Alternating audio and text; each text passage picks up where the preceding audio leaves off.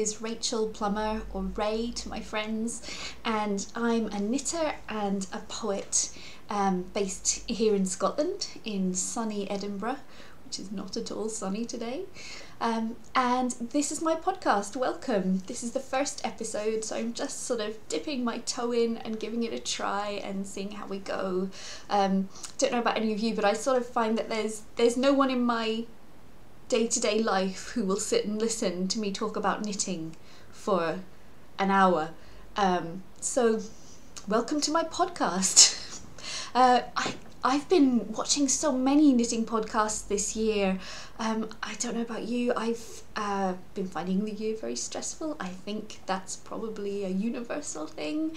And I've been knitting more than ever and watching lots of knitting podcasts because they're gentle and lovely. And I thought, after watching, probably several hundred episodes of my favourite podcasts, I thought, well, maybe I could do that. So here we are. I am 36 years old and I learned to knit when I was 6. I was taught by my nana and my aunt, both of whom are no longer with us, so the memories of them are really special, and knitting always makes me think of them. This jumper that I'm wearing is knit out of wool that my nana gave me.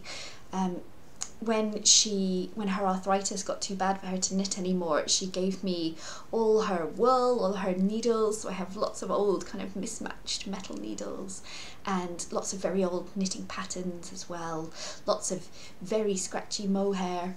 But she gave me this. It's 100% wool, like kind of a sport weight, maybe a light DK weight, in kind of this dusky pink, and it's probably older than I am. And it sat around for a few years in my stash, and then I knitted it up eventually into this. This is the Autumn League pullover. I've made notes of all of everything because I'm not going to remember it. So yeah, this is the Autumn League pullover by Alexandra Tavel. It's just a really simple raglan sweater, very slouchy. It's got this little kind of detail here, the cross, and it's got just this folded over collar, which I like, and these soft sleeves, and I knit it with a split hem at the waist, and it's just very cozy. And it's a bit raggedy now. It's a bit, you can really see on the sleeves that it's starting to bobble and to pill, and I occasionally run a gleaner over it and try and deep pill it, but I don't know, it sort of just adds to the character of it. It's really old yarn and it's a really cosy jumper, and it's my favourite, especially for the cosy time of year. It's so warm. I know, a little bit rustic. It's my favourite. So yeah, a bit more about me. I am a parent of 2 children. My daughter Audrey is 9 and she's home educated, and we spend a lot of time outdoors, and so I knit her a lot of jumpers. I love to knit stuff for her because everything I knit for her just looks fantastic. She just looks so adorable in everything, and so it's really fun. It's really fun, and I just feel like I know her dimensions and her size really well now, so I can almost just like close my eyes and knit anything, and I know I can make it to fit her. My son Robin is 5 and he's autistic and has learning disabilities, so I'm a carer for him pretty much full time. He goes to a special needs school just around the corner from our home, and he loves it there, and he's an absolute darling little soul, and again just looks adorable in everything that I knit, but he tends to be a little bit harder to knit for. He won't always wear the things that I make for him, so I have to be a little bit careful. I do knit for him, but I find I'm often a bit more hesitant to knit for him because I'm not sure that he'll wear it, and it's a lot of effort to put into something when you're not really sure that the recipient is going to wear it. But I'm going to show you today some of the things that I've finished recently, some of the kind of more autumny things, and talk about some of my whips, my works in progress. I always have loads, too many, so there'll be lots of them to show and talk about, and I'm also going to talk about some of my plans for what I'm going to knit coming up, you know, through Advent and beyond.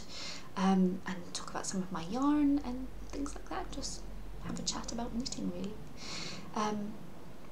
I'm a poet, and I thought it might be nice to start off today with one of my poems that sort of slightly references knitting. So I'll grab my book. So this is my book. It's this is, well, my latest book. This is Wayne. It's a book of LGBT reimaginings of Scottish folklore for young people, for families. But I like to think it has appeal for all ages.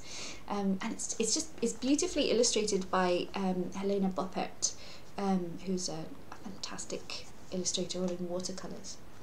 I really love folklore. I really love Scottish folklore particularly. I think it's really lovely. Lots of Scottish folklore, as you can imagine, is really connected with spinning and knitting and making, because there's such a kind of history of that here. So I thought I'd tell you a little bit about Nick Nevin. Nick Nevin is the queen of the fairies, of the fair folk, but we're not talking about fairies like Tinkerbell. It's more fairies that are maybe a little bit scary, a bit of a scary fairy, and ominous, not always good, not always, a little bit mischievous. And Nick Nevin is their queen, and she particularly is connected with spinning and knitting, weaving, crochet, anything to do with sheep and fibre and fleece. And it said that if you left gifts for her, or if you pleased her, that maybe she would, protect your sheep, or she would look out for you. So I have written a poem about Nick Nevin, Queen of the Fairies. She rides with a consort of nymphs every Samhain, black-haired, brown-skinned, the fairy queen with her entourage of witches. Here a hag comes riding a kelpie. Its mane floats like a nest of eels. Its eyes are whirlpools. Here a stormwife rides a thundercloud. It hammers the land like the hoofs of wild mares. And look, the catchy on her wildcat, prowling through tree trunks, uncanny, yellow-eyed, a predator. And here are the fairies, each on a unicorn, each the colour of the wide moon at harvest time, singing. Behind them, the giantesses, the ogresses, the big women thumping the land, the big women marching and dancing. She rides with her beautiful nymphs, and as she passes, dogs lose their bark, hens lose their eggs, birdsong quiets. See how she spins a silver thread to knit into a cobweb shawl, to lay on the shoulders of the forest like a bride. I like that little poetic interlude, and I thought we might finish with a poem too at the end, although not one by me this time. So the kind of knitter I am, I really like to knit jumpers and sweaters, and most of my knitting is that.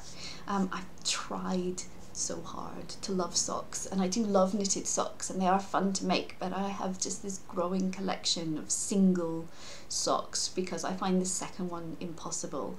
And maybe sometime I'll do an episode that is just all my single socks and mittens that I never finished.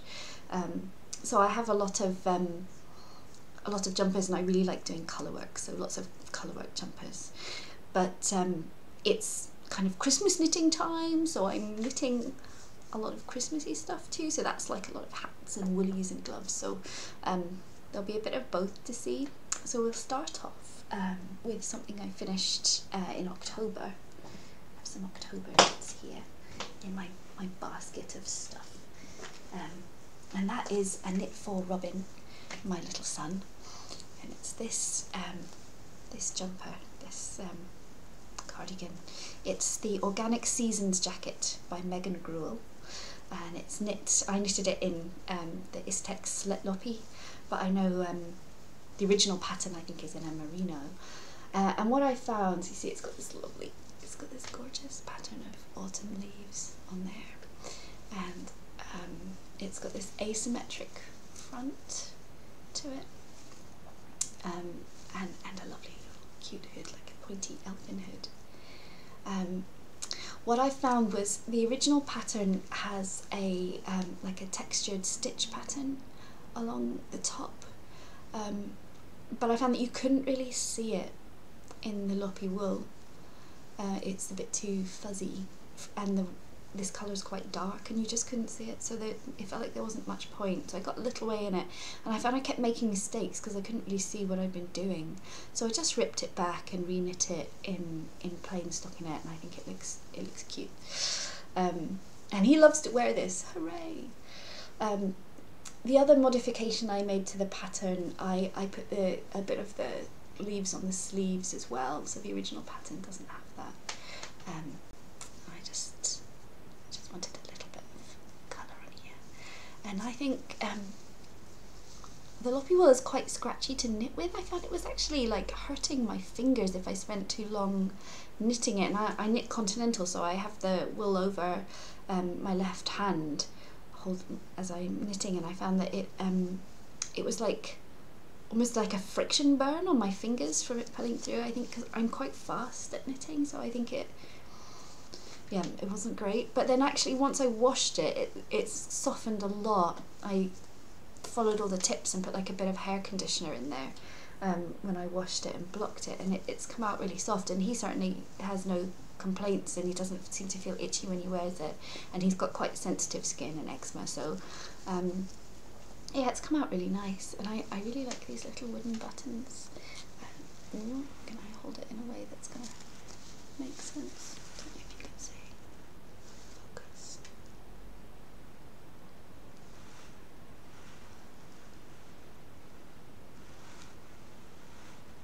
No, probably not. I'll learn how to do this as time goes on my podcasting journey.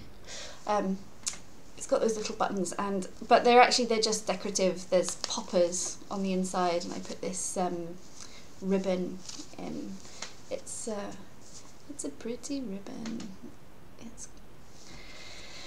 So yeah, that's my my first little October finished object, and I like it a lot. I was really happy with how it turned out, and the Organic Seasons jacket actually has different charts and colourways for the different seasons. So this is the autumn one, but there's like a spring and a summer and a winter one. So I think I might knit this pattern in a few different ones for him, or maybe for some of his little friends, and they could have little matching ones. I think that would be cute. So that's my first FO, and my second one can't really knit for one child and not the other. So I made this for my daughter. I'll do up the zip. Made this for my daughter. This is the Starry Nights by Sam Godden, and I knit this. You can see there's that. Oh, I love it so much. I do love colour work. Look at these gorgeous colours. So this is in Drops Karisma, which is 100% wool. It's very affordable, and it comes in a really wide range of colours. So that's ticking all my boxes right there. I've had this in my queue to knit since before, on Ravelry, since before my daughter was born. So finally I've gotten round to making it. I think it's beautiful. I think it's so nice. It's such a striking pattern, and I'm not a sewer at all, so the pattern calls for zip, and I've put the zip in, and it opens and closes okay. Well, it's sticking now, obviously, just so I'm trying to show it on the video. But I really think I did a botched up job. You can see where it kind of it gapes a little here at the bottom. Oh, I don't like it, so I think I'm just, and there's like little bits of thread now sticking out. I'm a bad sewer. I try really hard. I don't know, I have to get better at sewing things. It's got the double down collar. It's really nice and warm, it's not too heavy. She's got a couple of Aran jumpers which are nice, you know, necessary really in Scotland in the winter when you're outdoors a lot. We're always going out to the woods and making fires and cooking on the open fires, so it's good to have nice warm things. But this one's a really good thing to wear under a coat, it's not too bulky. And yeah, she's been wearing it loads, she seems to really like it. Do you want to see the inside? I always want to see the inside of people's colour work. Here's some of the inside. You can see all the different colours coming out there. Oh, I loved it. I really liked making it. It's one of those things, it took me about 3 months, but mostly because I was knitting a few other things. So I do some commission knitting. I have an Etsy shop, which is Sugar Plum Robin. And it's mostly Christmas stockings, but also some like jumpers and different things. And so I had a few commissions come in over the summer. So I started this in August, but then it got put kind of on the back burner for a few months, and then I finished it up in October as well. That's my second FO. And then I have lots and lots of hats that I've knitted recently, which are mostly Christmas presents, and I have more to go. And I have some mittens, but I've already sent them because I have relatives in Canada, so we need to send our stuff to them quite early. I'm especially kind of a bit wary this year that the post might be a bit slow. So I can show you some hats. I've got some of them here. I've got even more. I've got loads of them around the place. This one, I like this one because it's in mohair. I don't know if you can see that. And it's got a pom-pom. I like a pom-pom. It's like a nice slouchy hat. And this one's just like a standard beanie, but it's got this kind of variegated yarn, which I love. Oh, here it is. Which I love. And then this is for my little niece, and I've made a matching one for her sister, and it's this cat ears hat. So it's just, you can see it's just like a square. You just knit a square, and it's in like a chunky yarn, so it took literally, it was a few hours to make it. And these are all in, well, these two are in Drops Snow, which is a super chunky 100% wool. So I mean, see, it will look cuter on her because she's little, but you can see it makes like cat ears at the top. So cute. So I have dozens of these. I just grabbed a few to show you, but I think what I might do is do a special podcast.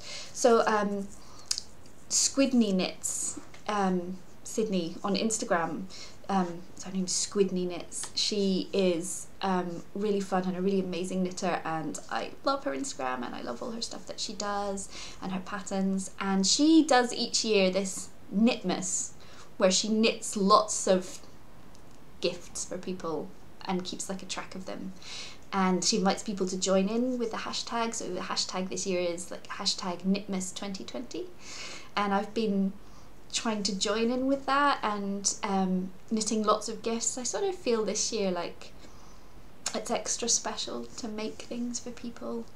I can't go and see family and I can't hug people. I've got lots of family down in England and all over the place, our family in Canada, and we've got friends all over, you know, in Europe, and I just feel like more than ever I would love to give them something that's touched my hands and put it into their hands. So I don't know if that's silly, but I just really want to knit stuff for the people I love this year more than ever.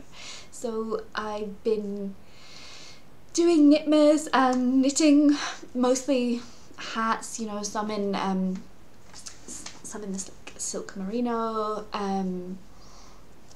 which is so soft. I have a lovely, like really shocking pink version of this, and I have enough left. So this is a strand of wool and a strand of I want to say it's Rowan's Kidsilk Aura, but I have a pink one. The shocking pink one is done with Kidsilk Haze, and well, another Rowan wool I think is the other one. So it's very, very bright pink, and I have enough left to make another one of those. So I have two friends who will be getting bright pink ones and this lovely brown one. Every knitter I think has their own palette of colours that they tend to knit from most of all, and I like very earth toned colours. So you can see some of my wool back here. This is actually quite a good example. Lots of bit of mustard and green, creams, browns, beiges, a sort of dusky pink that's sort of just on the boundary of my comfort zone. And I do like really bright things, and I do, especially for my kids, I love to put them in really brightly coloured knits. But for myself, this is very me. I really wanted to keep this one. And I'm trying really hard to knit lots of things with a strand of wool and a strand of mohair, because I have this plan. I've never knit a jumper like that. I've never knit a sweater that's wool and mohair held together, and I really want to, because I keep seeing all these really beautiful ones on like Instagram, and I want one. So my plan is maybe in January I'll cast on something for me that's got two strands held together and experiment with that. So I wanted to have a play around on a smaller scale, like a bunch of hat shaped swatches, to see how that goes. Okay, anything? Oh yeah, so my sister, happy days, my sister is having a baby. It's her first baby and I'm so excited.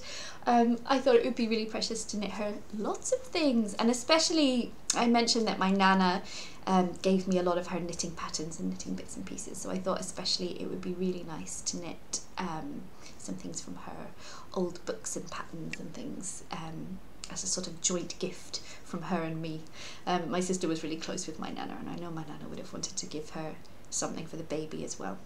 So I have some of them here. They have their own little bag, their own little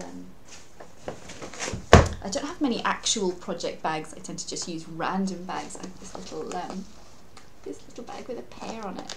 I love it. I'm putting all my baby knits in here. So well, I'll just show you a couple of them. So here is the first one. So this is a pattern from an old Debbie Bliss Farmyard Knits book. Oh, the buttons are all coming undone. I'll button them up. And it's knit in acrylic. My sister's not a knitter, so I'm not sure how bothered she'll be with not throwing stuff in the washing machine. So I'm making her a kind of a mix. I've got her a few things that are wool and very nice, and a few things that are acrylic, which at least I know will survive if they do get put in the wash. So yeah, but this is the Farmyard Cardigan. And it's so cute. You can see it's got the same pattern on the back with little farmyard things. There's a little house and a little kind of duck and a tree, a rooster, a little shepherdess at the bottom and a sheep. It is so cute. I love it. Little tiny baby knits. Baby knits are the most fun. I remember when I first learned to knit, and I was only a little child, but I knit loads and loads of baby knits because, well, those were the patterns that the grown-ups in my life had. They had lots of baby patterns, and also then you could put them on your teddies and your dolls and things, and they were just so quick and lovely, and you felt like I'd knit a whole jumper, but it's tiny. And I put these little odd buttons on just to make it more colourful and fun. It's just got a few different coloured buttons, and I think it's so cute. And then I'll show you another one that I made. This one's still got yarn attached. No, it's fine. So this is the Quick Oats pattern. Who's it by? Let me find out. Tega Hilliard. Quick Oats, and it was very quick. It was some leftover chunky yarn I had left over from a commission, and I thought, oh, I'll make that into a cute little baby thing. And I mostly wanted to show off these ladybird buttons. I love buttons. I have a button collection that is, let's say, extensive, and this is just so cute. and I thought the red would look really nice on this kind of blue. And then I made a little hat to go with it. Little teeny tiny hat and cardigan for baby. So this is the Simple Baby Pixie Hat by Bee Hooked Knitting. Great name. And it was so quick. Baby stuff is so quick, especially in this chunky wool. So yeah, I will definitely have more baby knits to show in future. I'm knitting a lot of them because they're fun and good to keep babies warm. Oh, I just have one more FO to show you because I love mushrooms. I actually made my friend for her birthday, which was very recently, a mushroom hat. So what's it called? It's the Spotted Toadstool Beret by Jennifer Little, and it is such a cute hat. And I was sort of torn with myself of, is this too much? Is it too much? But my friend loves mushrooms too. We love going out to the woods and finding mushrooms and identifying them and making spore prints and things.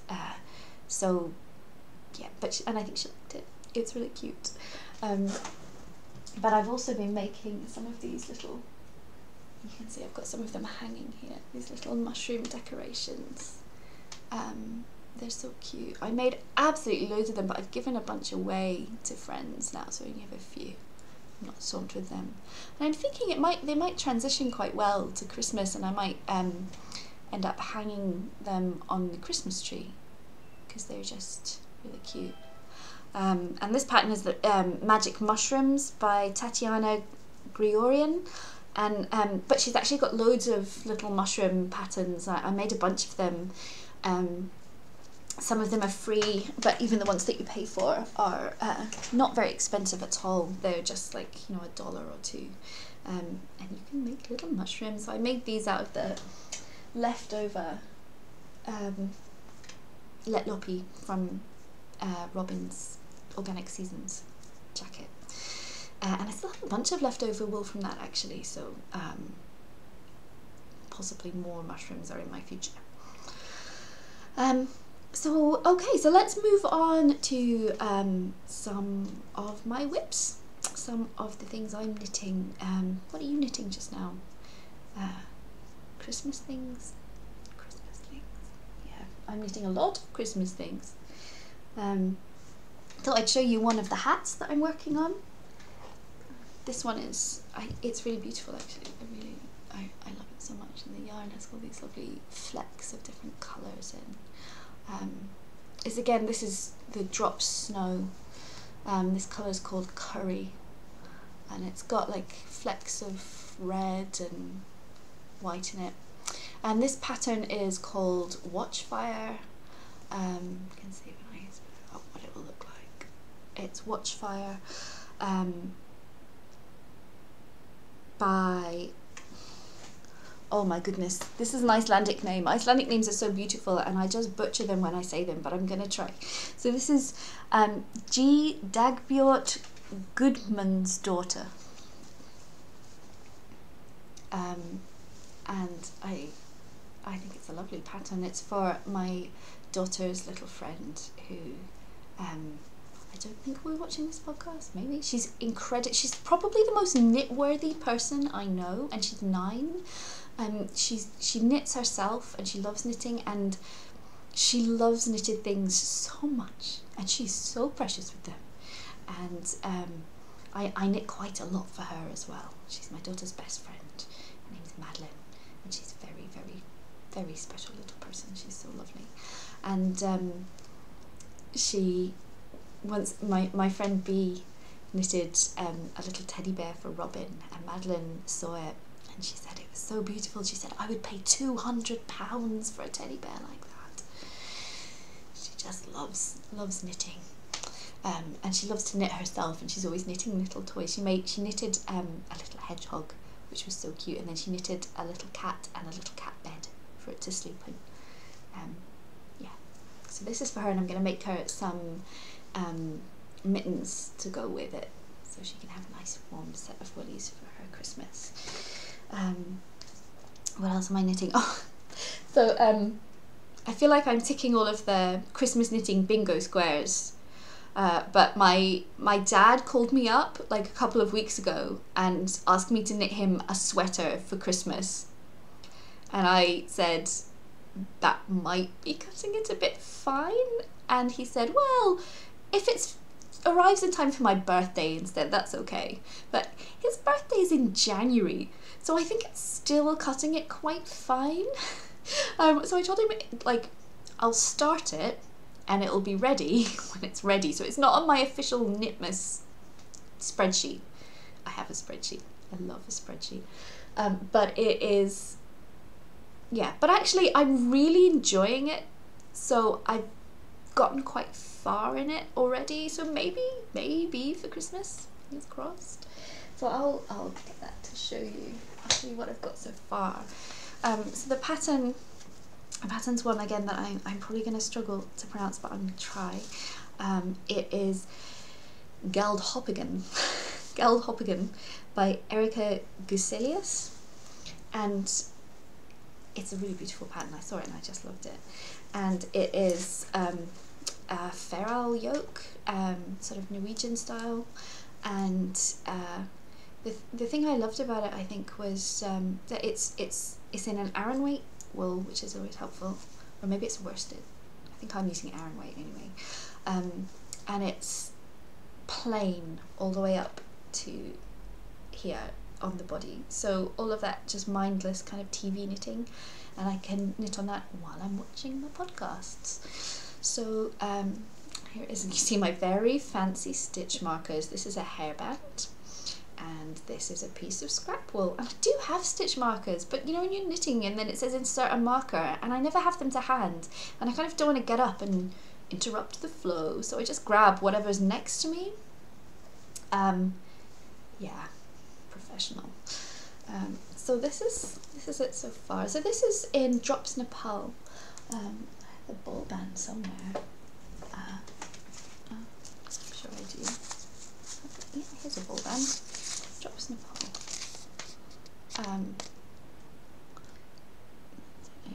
It's not focusing terribly well, is it?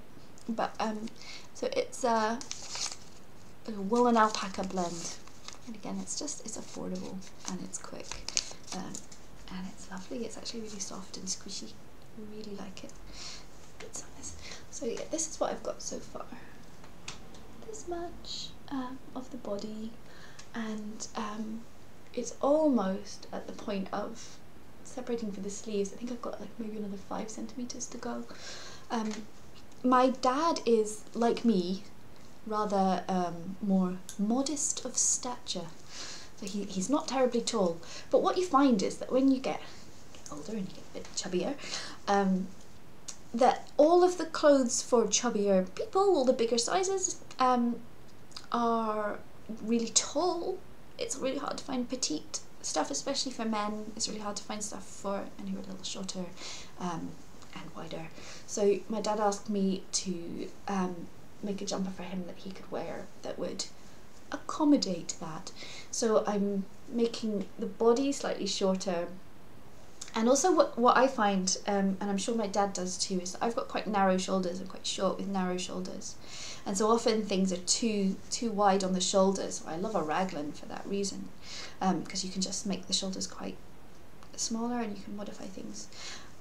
So for this pattern, what I've done is I've started off in the, I think in the extra large or the extra large, and I'm going down to the large for the shoulders. So I've just added in a bit of shaping basically. I've just decreased slightly as we come up to the shoulders. I've just started the decreasing to take it back so that by the time it's joined to the yoke it will be in the large size. And yeah, so I think that would be nice for him. So this is the main colour, this grey, this kind of real slatey grey. And then the yoke is going to be in this brick red and white, and the sleeves start off with the red and then they have a little bit of patterning and then it goes to the grey and then joins up with the yoke. So again, I can show you the red.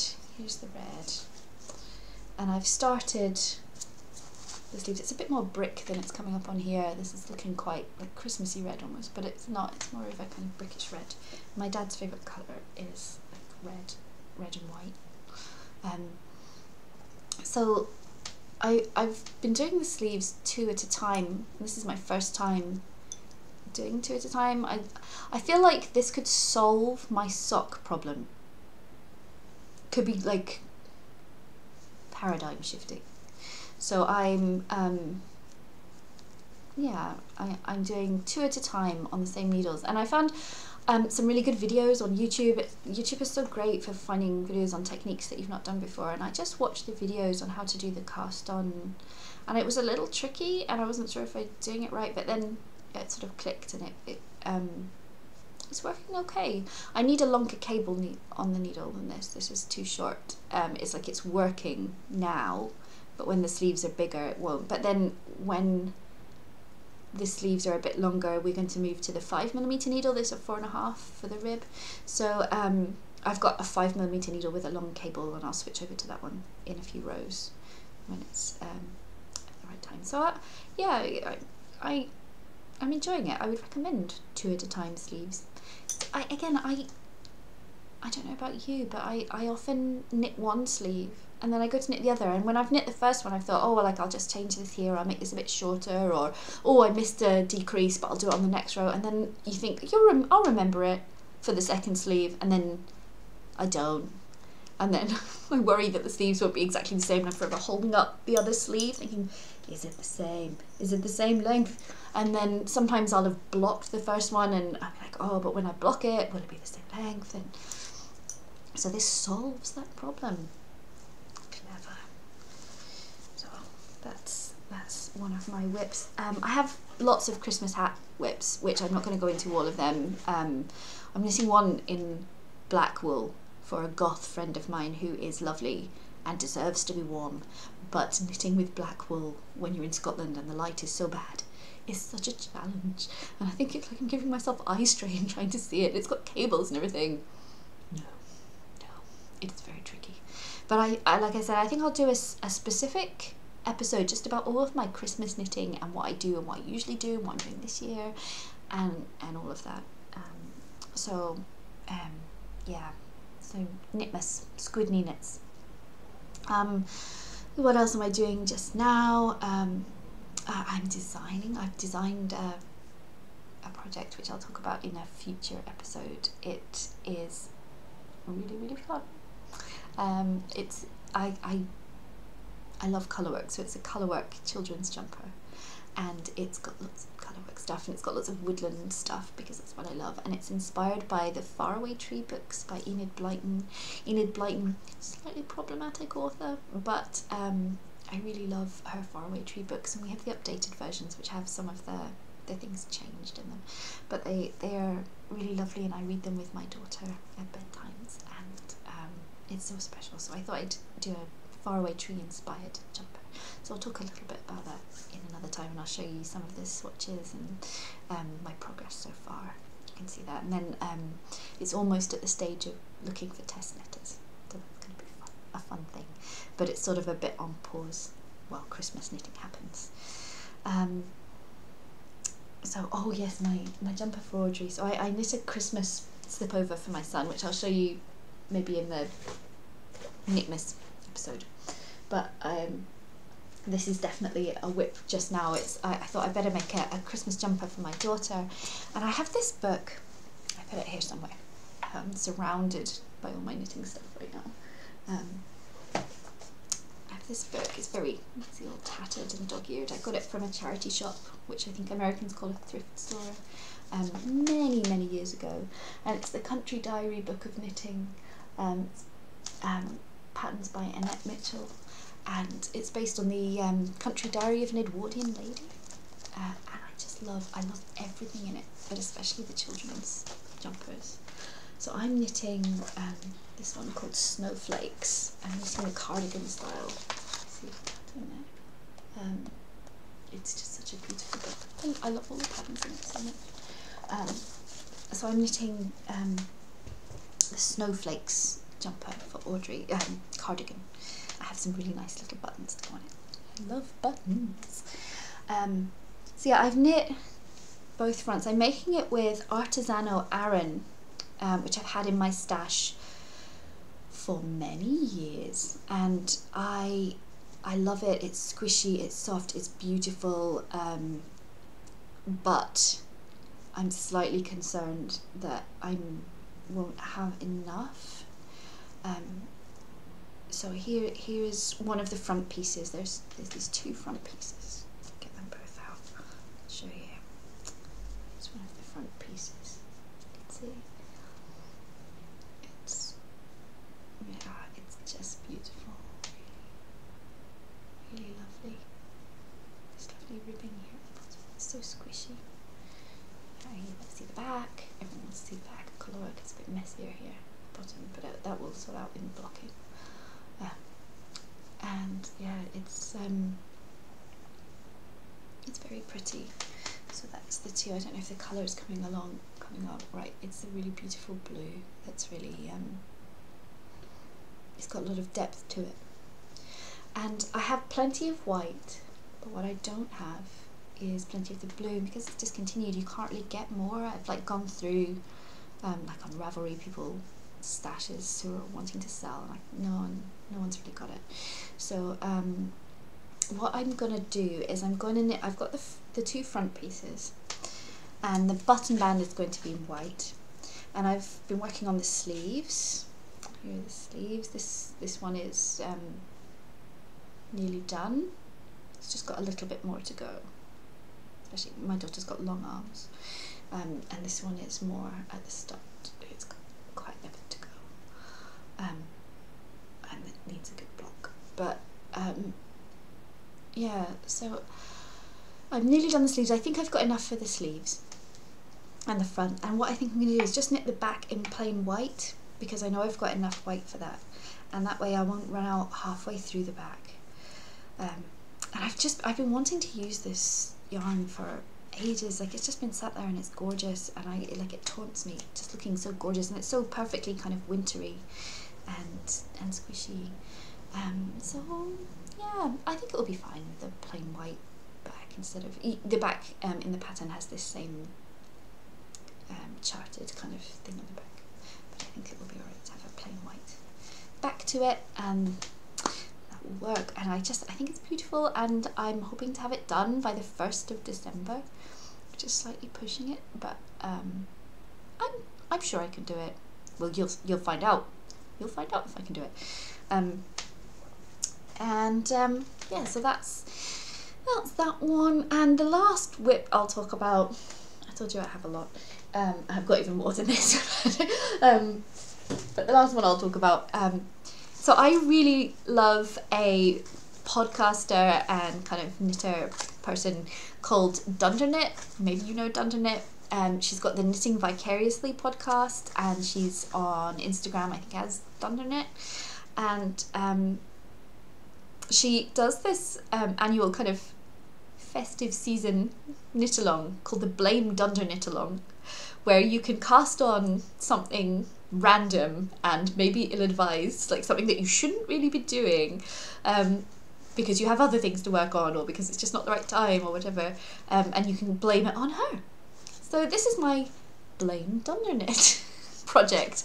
I've had this lovely ball of Debbie Bliss Rialto luxury sock in my stash since last year, and it was given as a gift to me by my my home-ed group of mums as a thank you for I organised like a Christmas show for the kids, and like did all the rehearsals and wrote the script and had them all put it on, because I love that stuff and I'm a bit extra, and it was fun.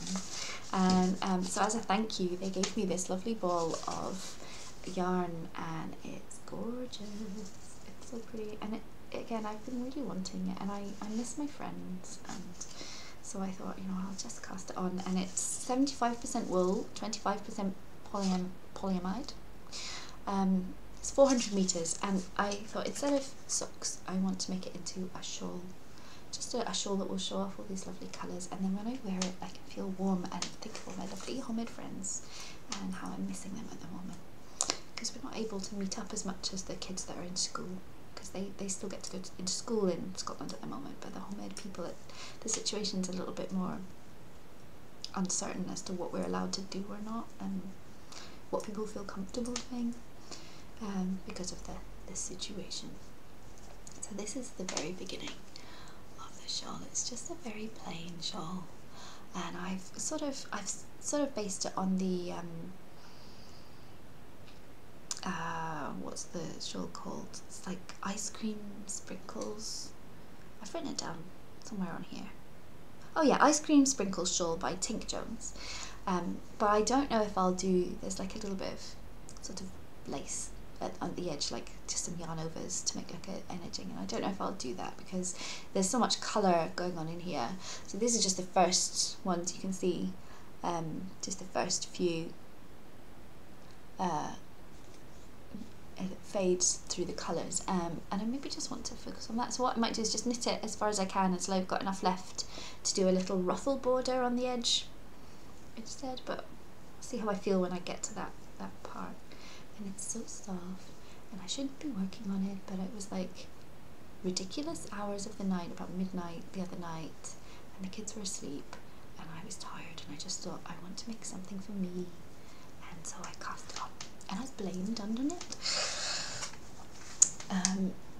So yeah, that's my, oops, here's like a bag for it. I need more project bags. I have some lovely ones that I get from my mother-in-law mostly as presents. My mother-in-law is a fantastic knitter and spinner and a kind of yarny goddess. She's a good person to be related to. Okay. So, yeah, maybe I'll talk a bit about my plans, my knitting plans that I've got coming up. One of my most exciting knitting plans is over Advent. I've signed up for an Advent knit along, which is, let me get the right name for it. It's the oh yeah, here we go. It's the Advent Mystery Knit Along by Sofia Kammeborn. So I don't know if you watch the Kammebornia podcast, but if you don't, you should. It's so beautiful. It's so gorgeous. And it has subtitles, so it can be quite hard to knit and watch, but it's still really worth it. That's the postman. He's posting things. He's gone. Okay. So I love the Kammebornia podcast. It's just beautiful. I want to move there to Scotland and be with them. Yeah, so Sofia Kammeborn is running this mystery knit along. It's a hat, it's 4-ply, and you get the clues each Friday. And I've signed up, and I need to choose 3 colours. And I've chosen 3 colours, but I don't know if they have enough contrast, so I might change my mind, but I can show you because they're here. They're right by me. Oh, I've got all my sticks and things. Hang things on. Right, so again, I just went stash diving. I'm trying to use stuff that's in my stash as much as I can. So I have a couple of skeins of drops Flora in this just kind of natural creamy white, and this is like a pale green. I wonder what the colour is called. It doesn't say. It doesn't say. Just like a pale kind of sagey green, but very pale. And then I have this ball of Lang, and these are all Alpaca. I think Alpaca mixes, or baby Alpaca. Oh, so this is 100% Alpaca. What about this? And these are both like blends of wool and Alpaca. But this is Lang Baby Alpaca in this like dark green. So I don't know if there's enough contrast. I thought, like, I'm making it for myself, so I thought, oh, this will be quite subtle and nice. But the more I look at it, the more I think maybe not. I don't know.